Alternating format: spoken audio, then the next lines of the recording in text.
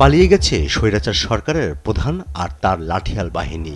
ভয়ে লুকিয়ে পড়ে স্বৈরাচারের রক্ষক রাষ্ট্রীয় বাহিনী।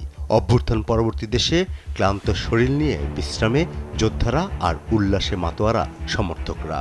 সেই সময়ই দেখা যায় সুযোগ সন্ধানী অপরাধীদের আস্ফলন।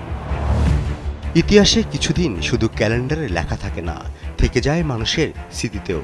2024 সালের 6, 7 ও 8 আগস্ট এমনই তিনটি দিন রাজনৈতিক পট পরিবর্তনের সন্ধিক্ষণে দেশের আনুষ্ঠানিক প্রশাসনিক কাঠামো পুনর্গঠনের প্রক্রিয়ার মধ্যে অনিশ্চয়তা, উৎকণ্ঠা, আশা এবং আকাঙ্ক্ষা সব মিলিয়ে ভিন্ন বাস্তবতার মুখোমুখি হয় বাংলাদেশ।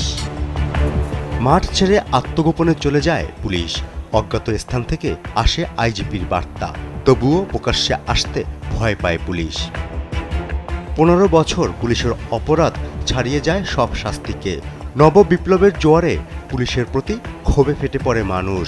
থানা থেকে লুট হয় অস্ত্র, পুড়িয়ে দেয়া হয় একের পর এক থানা। পুলিশ না থাকায় ট্রাফিকের দায়িত্ব তুলে নেয় শিক্ষার্থীরা। শৃঙ্খলা ফেরে শহরের সড়কগুলোয়।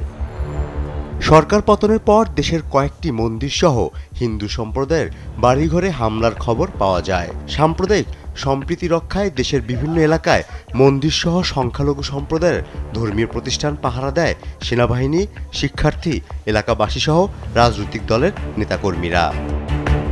গা ঢাকা দেন মন্ত্রী এমপিরাও। দূতাবাসে আশ্রয় না পেয়ে দেশ ছাড়ার হিড়িক পড়ে। এদিকে সীমান্তের নিরাপত্তা জোরদার করে বিজিবি।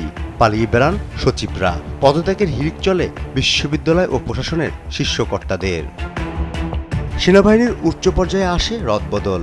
কারাগার ভেঙে পালায় 2200 বন্দী। আয়নাঘর থেকে ফেরেন অনেকে।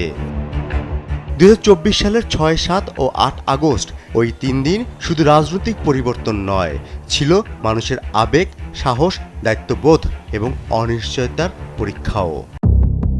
রাষ্ট্রপতি মোহাম্মদ শাহাবুদ্দিন 6 আগস্ট সংসদ বিলুপ্ত ঘোষণা করেন। ত্রয়োদশ জাতীয় সংসদ নির্বাচন না হওয়া পর্যন্ত অন্তর্বর্তীকালীন সরকার গঠনের ঘোষণা দেন।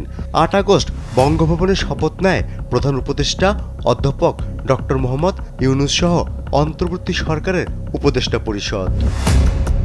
ফররুখ বাবু, দেশ টিভি, ঢাকা।